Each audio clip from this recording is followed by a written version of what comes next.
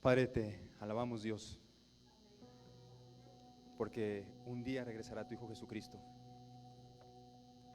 Gracias, Padre, porque nosotros no podíamos hacer nada para salvarnos a nosotros y tú diste a tu propio Hijo en sacrificio por nosotros, Señor. Por eso estamos reunidos en este día para alabarte y para adorarte, porque solamente tú mereces toda la honra y toda la gloria. Ayúdanos, Dios, a glorificarte con nuestras mentes también, y que tu palabra sea glorificada en este día.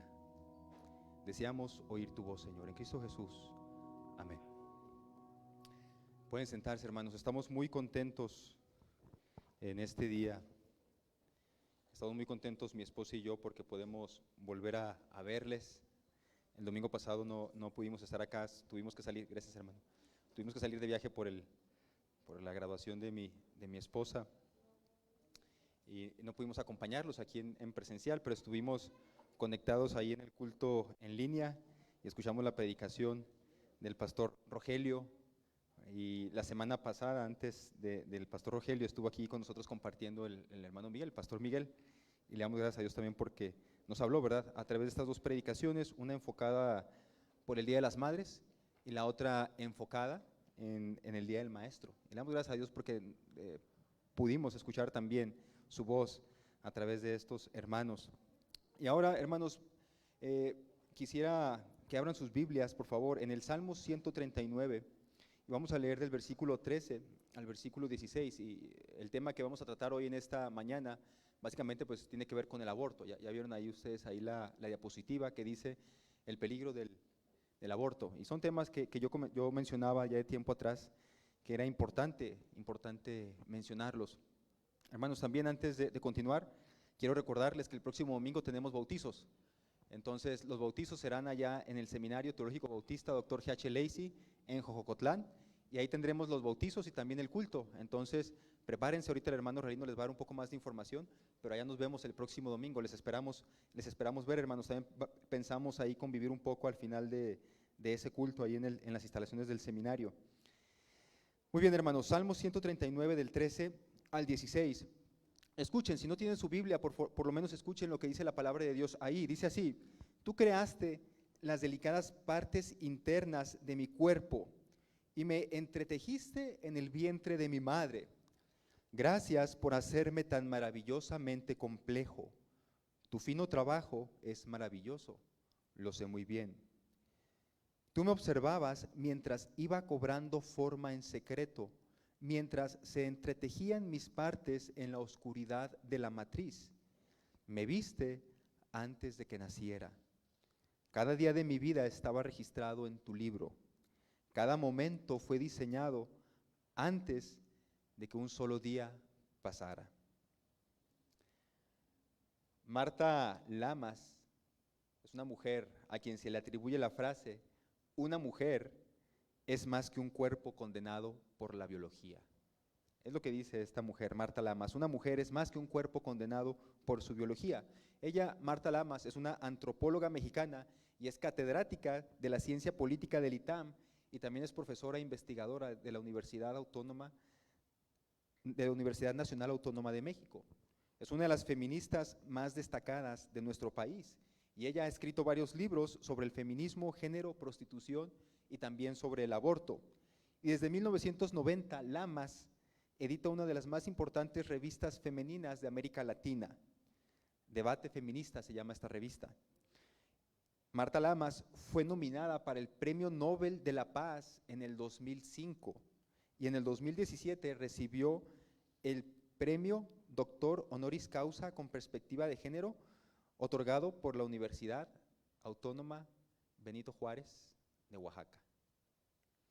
Títulos y nominaciones que pueden parecernos bastante buenos, hermanos, pero que en realidad muestran la degradación a la que ha llegado nuestra sociedad.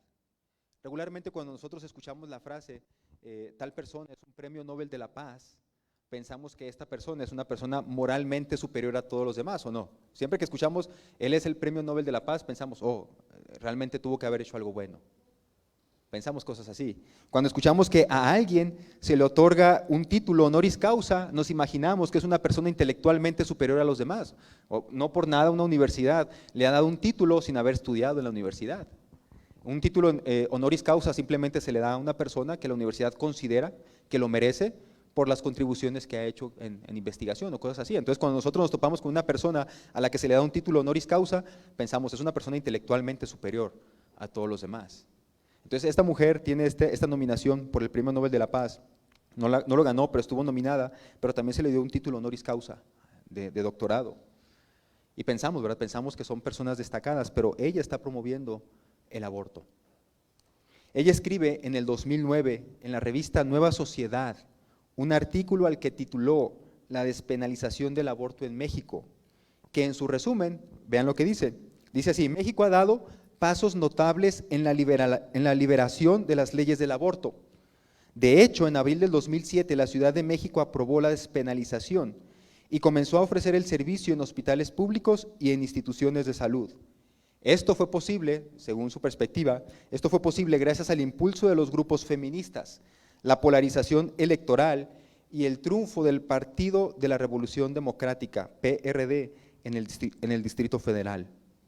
Este logro es parte, ella lo menciona así, este logro es parte de un largo camino que ubica a México a la vanguardia de América Latina en el tratamiento humanitario del aborto. Lo que yo quiero hacer notar aquí, con la cita que estoy leyendo de ella, hermanos, y que no solamente ella lo menciona así, es una práctica generalizada por aquellas personas que están a favor del aborto, es la tendencia a utilizar palabras como vanguardia, progreso, adelanto, avance, perfeccionamiento, al referirse al aborto. Entonces, siempre que la gente que está a favor del aborto habla de este tema, de este asunto, desde su perspectiva, ese es un progreso del ser humano. Entonces, lo contrario al progreso, ¿qué es? ¿Qué es lo contrario al progreso? El retroceso, ¿no? Entonces, desde la perspectiva de ellos, quienes no piensan como ellos, estamos atados en un retroceso. Para ellos, entonces, utilizan este tipo de palabras, ¿verdad? Avance, vanguardia, progreso, y nos hacen creer con toda esta narrativa que se presenta en los medios de comunicación, que aquellos países que están aprobando el aborto están a la vanguardia, o están avanzando, o están más adelantados que nosotros. Algunos inclusive se atreven a utilizar y a decir que cosas como argumentos como el siguiente, dicen, bueno, ustedes fíjense en los países primermundistas, donde hay más dinero, ellos ya aprobaron el aborto, tienen dinero porque aprobaron el aborto. Desde su perspectiva piensan que es así, cuando realmente son países muy ricos desde hace mucho tiempo atrás. Pero esa es una falsa asociación, que no debe ser así.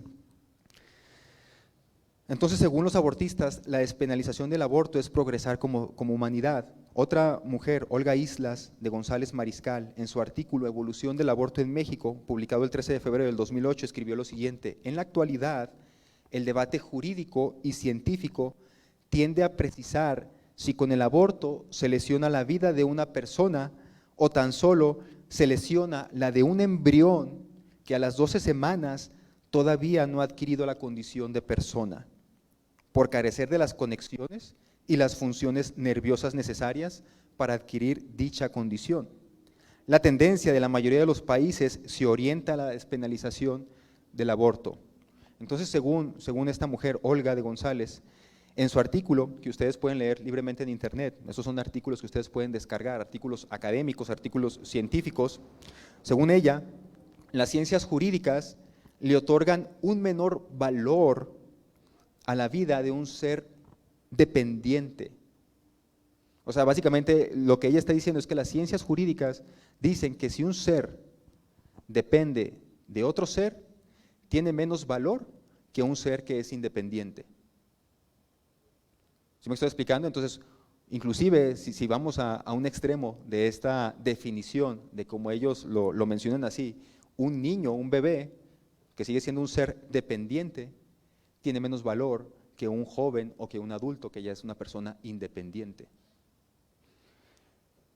Entonces, a decir de esta mujer, la vida de un ser humano no nacido es de distinto valor a la vida de un ser nacido. Y también señala, según ella, Olga, que según la ciencia del ser humano, adquiere las condiciones de ser persona hasta que su corteza cerebral ha sido formada, lo cual sucede a partir de las 12 semanas de embarazo. Es decir, según lo que ella dice, que la ciencia dice, antes de estas 12 semanas, el embrión no es una persona, tampoco es un ser humano. No lo podemos considerar ni persona ni ser humano. La palabra, aunque algunos no se atreven a utilizarla, pero la palabra que mejor describiría lo que ellos dicen que es ese ser que habita en la mujer antes de las 12 semanas, es la palabra parásito. El ser que está en el vientre femenino antes de las 12 semanas, tendríamos que considerarlo un parásito. No puede ser considerado un ser humano o una persona desde la perspectiva de las ciencias jurídicas y de algunos científicos. Entonces, hermanos, para resumir un poco, desde la perspectiva de Olga, ella señala que las ciencias jurídicas le otorgan un menor valor a un ser humano por estar en el vientre. Vale menos por el simple hecho de estar en el vientre, porque no es independiente. Y que la ciencia señala que no se es un ser humano, ni tampoco persona, hasta después de las 12 semanas del embarazo. Entonces tenemos estas dos perspectivas de esta mujer para decir o apoyar el aborto antes de las 12 semanas. En México, en nuestro país, el aborto inducido, yo entiendo, aquí quiero hacer antes un paréntesis, yo entiendo, hermanos, que de pronto hay abortos espontáneos, ¿verdad?, que el cuerpo de la mujer rechaza al bebé, y inclusive a veces antes de una semana de embarazo o cosas así.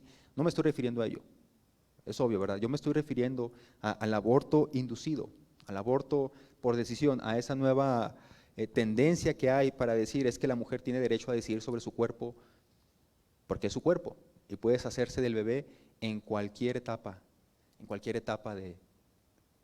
del embarazo. En México, el aborto inducido, hablando de esto, es legal en todos los estados de la República, cuando hay de por medio una violación de la mujer. Solamente en la Ciudad de México y en Oaxaca es legal por decisión propia. O sea, no importan las condiciones en que se haya dado el embarazo, la mujer puede abortar sin importar las consecuencias. En México, en la Ciudad de México y en Oaxaca, no importa. La mujer puede abortar hasta la semana 12, no importa cómo haya sido las circunstancias del embarazo. A lo mejor pudo haber sido a través de relaciones sexuales consensuadas o cosas así por el estilo.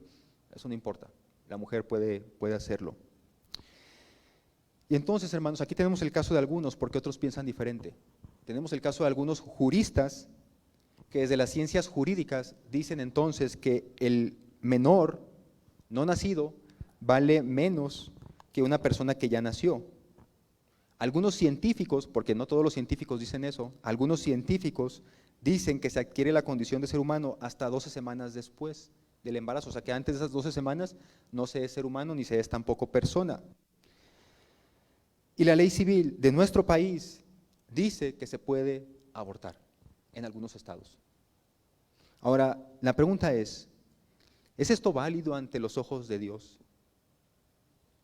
¿Pueden las ciencias jurídicas u otras ciencias como la biología, la antropología, la sociología y otras ciencias más, o inclusive la ley de un país, determinar el momento en que un ser humano debe ser tratado como tal? ¿Pueden estas leyes hacer eso?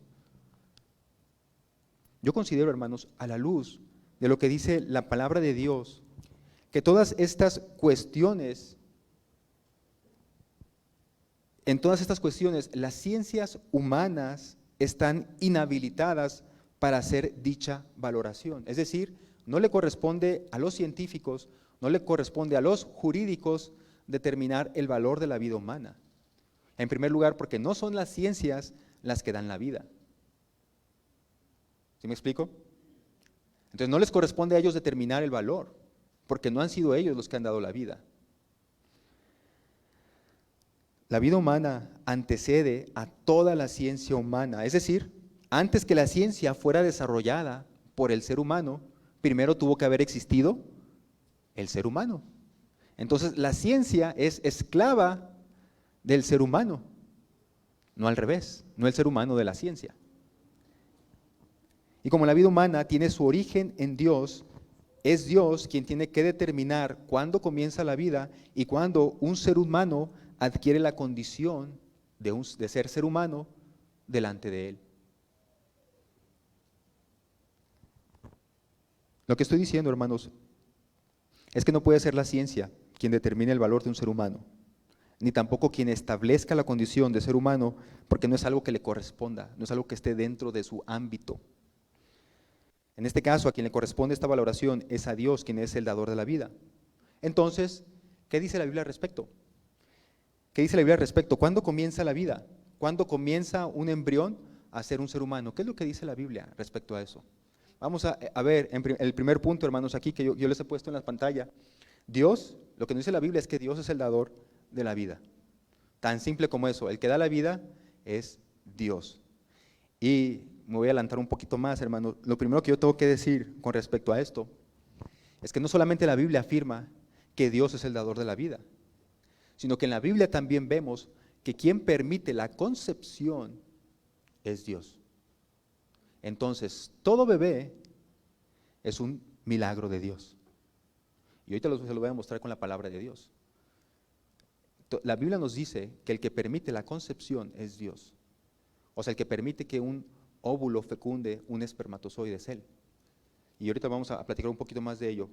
Bien, hermano, lo primero que tenemos que decir al respecto, ¿verdad?, es la variedad de términos que utiliza el salmista en el Salmo 139 que acabamos de leer nosotros para describir a Dios como un artesano y como un hacedor. Dice ahí en el Salmo 139, tú me creaste, tú me entretejiste, tú me hiciste. Es como que el Salmo describe a Dios con sus manos formando cada cuerpo de nosotros, ¿verdad? Y luego todavía el salmista dice, acabo de ver lo que hiciste, un trabajo muy fino. El salmista dice también, tú me observabas. Entonces, hermanos, la Biblia deja bien en claro que la concepción, la fecundación de un óvulo por un espermatozoide es obra de Dios. Y encontramos varios pasajes donde la Biblia señala que aquellos que no han podido tener hijos es porque Dios no se los ha concedido. Entonces, si Dios no le ha concedido a algunas personas el que puedan tener hijos, es porque Él tiene la capacidad, o más bien de Él depende la concepción. Miren, por ejemplo, está el caso de Ana, ustedes lo recordarán bien, la mamá de Samuel, ¿o no se acuerdan de ella?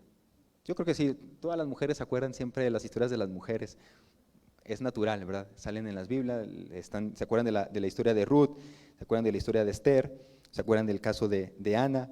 Bien, miren, en 1 Samuel 1:5, ustedes recordarán muy bien que Ana no podía tener hijos. Y ella estaba casada con un hombre que se llamaba, ¿cómo se llamaba este hombre? Elcana, sí, ¿verdad? Sí se lo saben la historia. Elcana era el esposo y tenía a una esposa que se llamaba Ana y la otra se llamaba, tenía dos esposas, Penina, ¿verdad? Penina y Ana. Entonces Penina sí podía tener hijos, pero Ana no podía tener hijos. Y entonces se presentan en el templo y Ana está orando pidiéndole a Dios por un hijo. Y dice la palabra de Dios cuando nos está describiendo esto en 1 Samuel 1:5, dice, pero a Ana, o sea, Elcana, pero a Ana le daba una parte escogida, porque Elcana, dice la palabra de Dios, que amaba más a Ana que a Penina. No sé por qué, pero bueno, él amaba más a ella y entonces cuando le tocaba darle como provisión a su esposa Ana, le daba algo mejor a ella. Y dice, pero a Ana le daba una parte escogida porque amaba a Ana. Y luego vean lo que dice la Biblia, aunque Jehová, ¿qué cosa?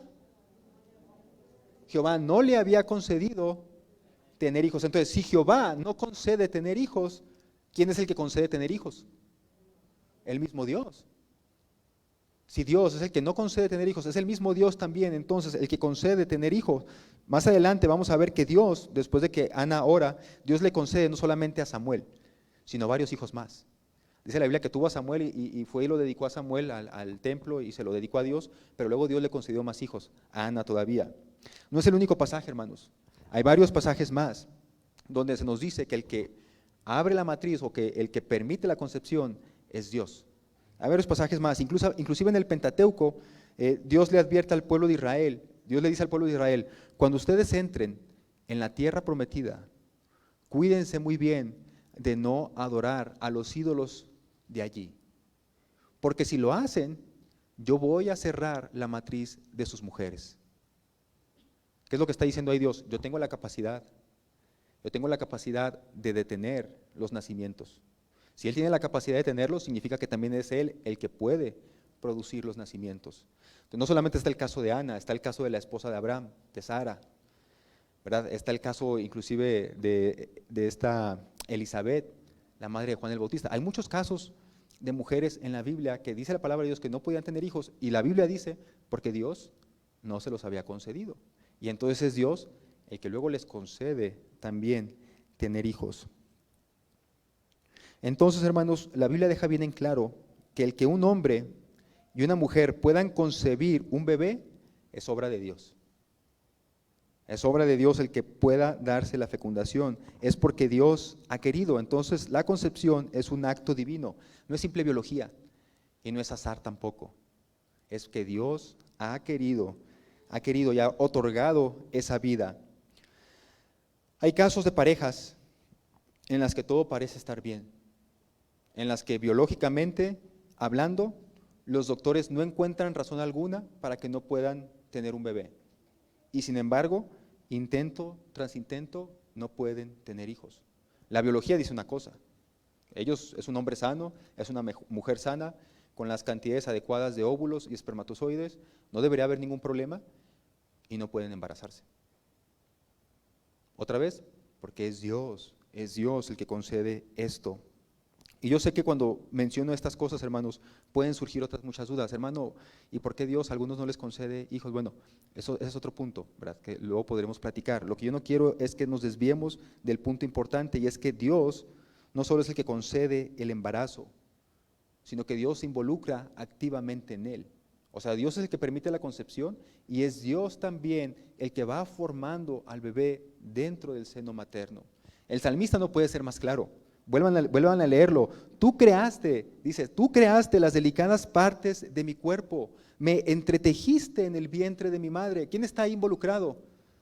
Es Dios, ¿verdad? Es Dios el que está ahí. Tú creaste, o sea, tú estás ahí, tú me entretejiste en el vientre de mi madre. Gracias por hacerme tan maravillosamente complejo. Tu fino trabajo es maravilloso, yo lo sé muy bien.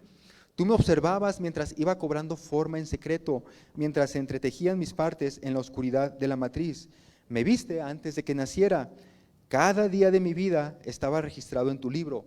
Cada momento fue diseñado antes de que un solo día pasara.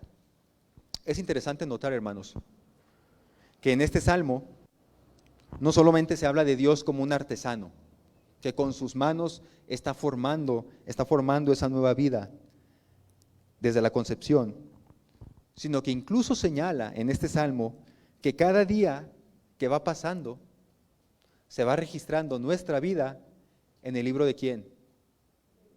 En el libro de Dios. Eso significa que cada día que pasa desde la concepción, Dios lo cuenta como un ser vivo.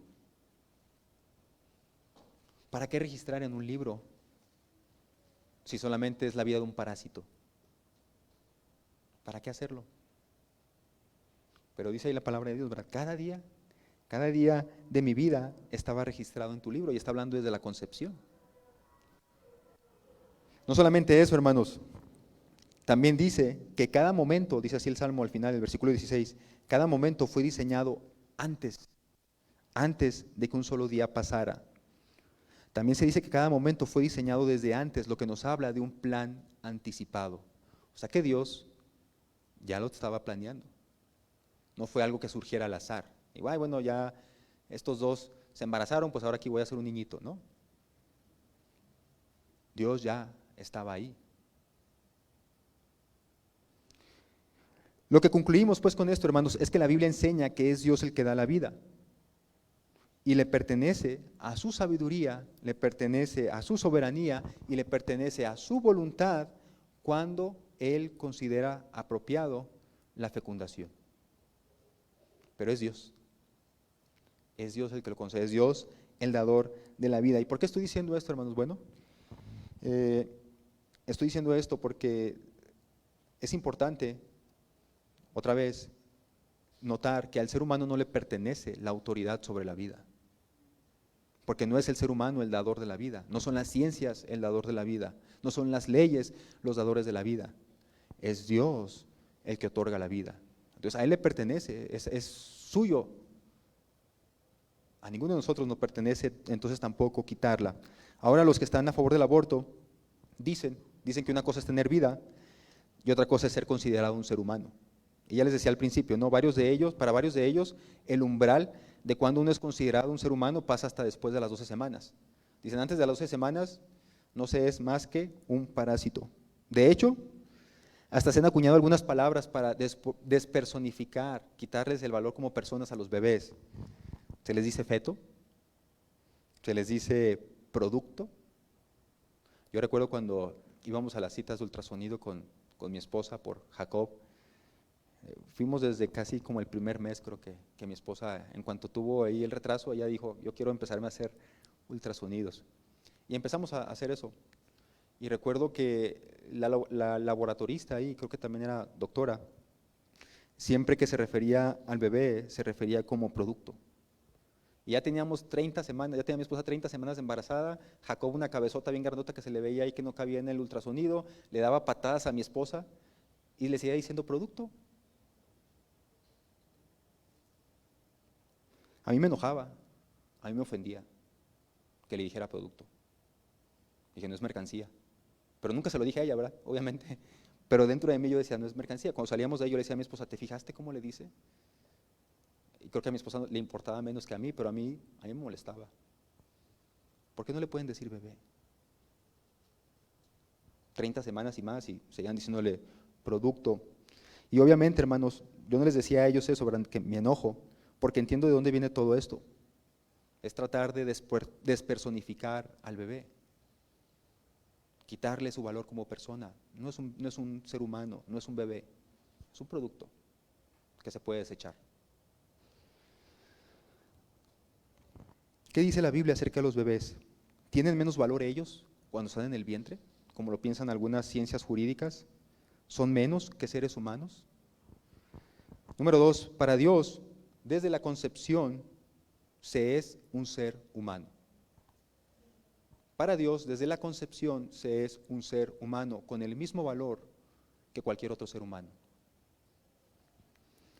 Esto significa, hermanos, que si Dios considera un individuo a un bebé desde el primer día de la fecundación del óvulo, nosotros no tenemos por qué considerarlo como algo menos que un ser humano. Volviendo un poco al Salmo 139, porque obviamente yo tengo que partir desde lo que dice la Biblia. Volviendo un poquito al Salmo 139, si cada día de nuestra vida, desde la concepción, está registrada en el libro de Dios, quiere decir que hay algo que contar sobre nosotros desde ese momento, porque somos personas. O sea, el salmista lo pone así, obviamente, no estamos muy seguros que Dios tenga un libro ahí que esté apuntando todo, pero el salmista lo expresa de esa manera, al querer decir que desde el primer día Dios tiene cuidado de cada uno de nosotros. ¿Por qué tendría cuidado de nosotros si no fuéramos una persona, si no fuéramos un ser humano, creados a su imagen y semejanza? Pero quiero darles, hermanos, un par de ejemplos más de cómo la Biblia refleja esa condición de que nosotros somos seres humanos desde la concepción, y la Biblia lo refleja. Vamos a verlo aquí, miren, Éxodo 21, del 22 al 23. Vamos a leer este pasaje. Y dice la Biblia, dice la palabra de Dios así: supongamos, una suposición, porque están hablando de leyes, dice Moisés ahí, supongamos que dos hombres están peleando, y durante la lucha, ellos golpean accidentalmente a una mujer que está embarazada, y ella da luz antes de término. Algunas versiones traducen mal porque dicen, y ella aborta, y con el aborto automáticamente llegan a pensar la gente que cuando hay un aborto hay una muerte del bebé. En el original realmente se refiere a que la mujer da a luz prematuramente, o sea que por ese forcejeo que hay entre los hombres que la golpean, ella da a luz a su bebé. Ahora bien, la mujer da luz antes de término, fíjense bien, le puse entre paréntesis porque esto también está en el original, algunas Biblias no lo mencionan así, se puede entender distinto, pero así es como dice el original. Si no hay muerte ni del bebé o de la mujer, el hombre que la golpeó estará obligado a pagar la compensación que el esposo de la mujer exija y que los jueces aprueben. O sea, si no hay muerte, ni de la mujer ni del bebé, solamente se paga una compensación monetaria que el papá le diga a este hombre. Pero si hay más lesiones, el castigo debe ser acorde a la gravedad del daño, vida por vida, ojo por ojo, diente por diente, mano por mano, pie por pie, quemadura por quemadura, herida por herida, moretón por moretón. Les decía que algunas versiones han fallado en traducir correctamente la Biblia, porque la Biblia deja en claro que el valor de un niño es similar al de un adulto. De manera que si el bebé o la madre mueren durante esta lucha, que Dios les está dando estas leyes a los israelitas, si la mujer o el niño mueren, el hombre que la golpeó tiene que morir también. Sea que haya muerto la mamá o sea que haya muerto el bebé. ¿Se dan cuenta? No, la Biblia no hace una distinción en decir, bueno, si muere la mamá, sí maten al hombre, pero si muere el bebé, pues no pasa nada, ¿no? Entonces, al dar la misma pena por la muerte de la mamá que por la muerte del bebé, significa que los dos tienen el mismo valor. Son considerados personas.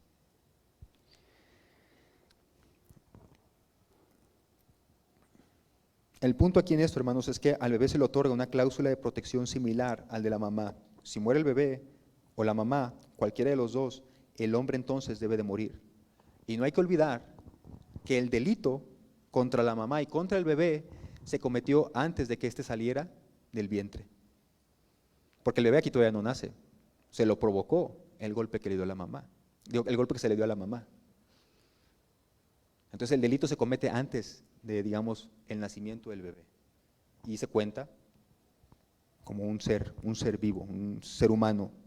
Otro pasaje, hermanos, de la Biblia, que identifica la vida humana como personas de la concepción, la podemos observar en el encuentro que tiene María y Elizabeth en Lucas 1 del 39 al 44. Vayan allá a sus Biblias, por favor, Lucas 1 del 39 al 44. Dice así: pocos días después de qué cosa, pocos días después de que el ángel Gabriel se le apareció a María y le dijo, vas a tener un bebé del Espíritu Santo. Se refiere a eso. Pocos días después, María fue deprisa a la zona montañosa de Judea, al pueblo donde vivía Zacarías. Entró en la casa y saludó a Elizabeth, eran familiares. Al escuchar el saludo de María, el bebé de Elizabeth saltó en su vientre, Juan el Bautista. Pero Juan el Bautista estaba un poquito más grande que Jesús. Y Elizabeth se llenó del Espíritu Santo. El evangelista Lucas, dicen algunos comentaristas aquí, el evangelista Lucas parece indicar que tanto Jesús como Juan estaban también presentes en este evento. En el vientre de la madre, pero estaban presentes. Según podemos leer, para cuando María visita a Elizabeth, Jesús tendría unos 5 o 7 días de ser concebido por el Espíritu Santo. 5 o 7 días, o sea, una semana tenía de ser concebido Jesús por el Espíritu Santo. Y el bebé de Elizabeth, Juan el Bautista, salta en el vientre por Jesús, no salta por María. Si Jesús, de 5 o 7 días de que se haya llevado la concepción, fuera solamente un parásito, ¿por qué Juan el Bautista saltaría por ese parásito? Salta porque es una persona, porque es el Hijo de Dios, porque es un ser humano. Y nosotros decimos, Jesucristo es 100% hombre y 100% Dios. Y hermanos, también podemos deducir esto, que Juan el Bautista salta en el vientre por Jesús, porque algunos dicen, no, es que Juan el Bautista salta por María, sobre todo los católicos, pero podemos deducir que no es así, salta realmente por Jesús, por lo que va a decir Elizabeth después, porque Elizabeth canta. Dice los demás versículos, versículo 42, que Elizabeth le dice a María lo siguiente: Dios te ha bendecido más que todas las mujeres, y tu hijo, ¿qué le está diciendo? Tu hijo, 5 o 7 días, tu hijo. No le está diciendo tu producto, no le está diciendo tu feto, tu embrión, tu cigoto, tu hijo. Le está dando una cualidad ya de un ser humano, es un hijo. Tu hijo es bendito. Y luego dice todavía, ¿por qué tengo este honor? Que la madre de mi Señor, le está diciendo un bebé de 5 o 7 años, 5 o 7 días, le está diciendo mi Señor. ¿Por qué tengo este honor que la madre de mi Señor venga a visitarme? Cuando escuché tu saludo, el bebé saltó de alegría en mi vientre. Eres bendita porque creíste que el Señor haría lo que te dijo. Vean entonces cómo se dirige a Elizabeth a Jesús, a pesar de solamente tener 5 o 7 días. Mi Señor, ser humano completamente. Entonces, hermanos, desde la perspectiva bíblica podemos concluir que Dios reconoce e interactúa con los bebés aún en su fase embrionaria, como seres humanos desde el momento de la concepción. Desde el principio de la concepción, Dios los trata como seres humanos. Nosotros no tenemos por qué hacer menos que Dios. La ley civil de nuestro país puede permitir el aborto. Algunos científicos pueden decir que se es ser humano hasta después de las 12 semanas y algunos juristas pueden argumentar que hay distintos grados de valor en el ser humano. Depende de si está fuera del vientre o dentro del vientre. Pero la palabra de Dios no deja lugar a dudas de que todo ser humano comienza a vivir y comienza a tener el mismo valor que cualquier otro ser humano desde el momento de la concepción. Por lo tanto, aunque la ley permite el aborto, eso no significa que sea correcto. Las leyes pueden permitir muchas cosas. Y eso no significa que porque la ley lo permite, esté bien ante los ojos de Dios. No podemos nosotros asociar de esa manera. Nosotros estamos sometidos a la voluntad de Dios. Y eso tiene varios puntos de aplicaciones, hermanos. Por un lado, tendríamos que hablar de el control, los controles de natalidad que son abortivos. Me refiero a los métodos de anticonceptivos que son abortivos, ¿verdad? ¿Puede un cristiano usar cualquier método de natalidad? No. No, ¿verdad? La respuesta corta es no, solamente aquellos que por su naturaleza impiden la concepción, porque ya dijimos que en la concepción comienza la vida. Entonces cualquier método anticonceptivo que sea abortivo no es permitido para un cristiano. Cualquier método anticonceptivo abortivo debe ser rechazado por los cristianos, porque si hubo concepción es porque Dios así lo quiso. Otra vez, la concepción no se da al azar. La concepción no se da simplemente porque se les fue ahí la mano a un hombre y a una mujer. No, la concepción se da porque Dios quiso que se diera la concepción. Entonces, cualquier método anticonceptivo abortivo no debería ser utilizado por cristianos. Hay métodos anticonceptivos que son de barrera, que no permiten la concepción. Y con respecto al aborto inducido, porque también ya habíamos dicho, ¿verdad?, que hay abortos espontáneos, pues está de más decir que los cristianos nos oponemos porque es un homicidio de la misma magnitud que cualquier otro homicidio.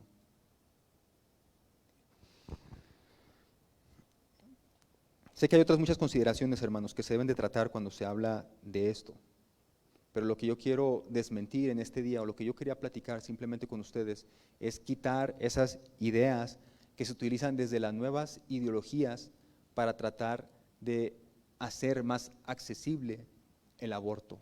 Al decir cosas como, por ejemplo, antes de las 12 semanas no se es ser humano, porque no hay la suficiente corteza cerebral. Pueden decir ellos eso, pero la palabra de Dios dice otra cosa. Entonces no lo creamos, hermanos, no podemos creer eso. Y también, hermanos, no quiero terminar en esta tarde ya sin antes ofrecer algo de gracia. Este aborto inducido por simple decisión, sin que esté en peligro la vida de la madre, es un pecado ante los ojos de Dios. Es un pecado ante los ojos de Dios. El abortar a un hijo simplemente porque no me conviene en mi vida. Y tenemos que despertar para observar que detrás de todo este movimiento del supuesto derecho de la mujer para decidir sobre su cuerpo, en realidad es una puerta que se abre cada vez más grande a una mayor degeneración de la sociedad y a la destrucción de la familia. Donde el egoísmo personal se pretende elevar por encima del derecho a la vida de los que no se pueden defender. ¿Por qué razones muchos quieren abortar? Egoísmo personal. No es que yo quiero disfrutar mi vida y ya la regué porque no me cuidé. Abortamos. La mayor parte de estos abortos vienen por ideas semejantes a esta. Si tú has hecho algo así en el pasado, no lo sabías, quiero decirte que Dios te puede perdonar. Si tú has abortado por inducción, no un aborto espontáneo, yo entiendo, ¿verdad?, los abortos espontáneos. Si tú has abortado por decisión, Dios te puede perdonar. No hay pecado que la gracia de Dios no te pueda perdonar. Pero así como Jesús le dijo a aquella mujer que habían encontrado en pecado, ahora vete y no peques más. Ustedes ya saben, hermanos, el mundo nos va a estar tratando de cambiar con palabras y con ideas extrañas y tratarnos de meter la idea de que es permitido, de que es válido, de que está bien científicamente, está bien ante la ley. Pero la palabra de Dios dice otra cosa. Entonces nosotros vivimos y nos sometemos a lo que dice Dios. Defendemos dos cosas: Dios da la vida, ¿verdad? Dios es el que da la vida, y número dos, desde la concepción se es un ser humano. Dios da la vida y desde la concepción se es un ser humano. Por eso nosotros como cristianos no podemos estar a favor del aborto por decisión. No podemos estar a favor de eso. Gracias, Dios. Gracias, Padre, por este tiempo. Gracias porque nos permites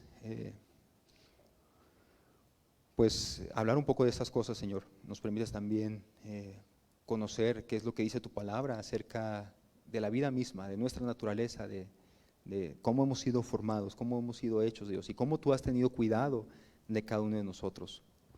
Señor, ayúdanos a defender y a proteger nuestra fe de aquellos enemigos que a veces quieren infiltrarse con sus ideas extrañas, Padre. Ayúdanos, Señor, a seguir protegiendo la vida, a seguir valorándola, Señor, y realmente entender, Señor, que cada ser humano ha sido creado a imagen y semejanza tuya, Padre. Queremos honrarte con esto, queremos alabarte con ello también, Señor. Queremos honrarte con nuestros hijos que también nos concedes. Ayúdanos, Dios, a hacerlo. Te lo suplicamos, Padre, en Cristo Jesús. Amén.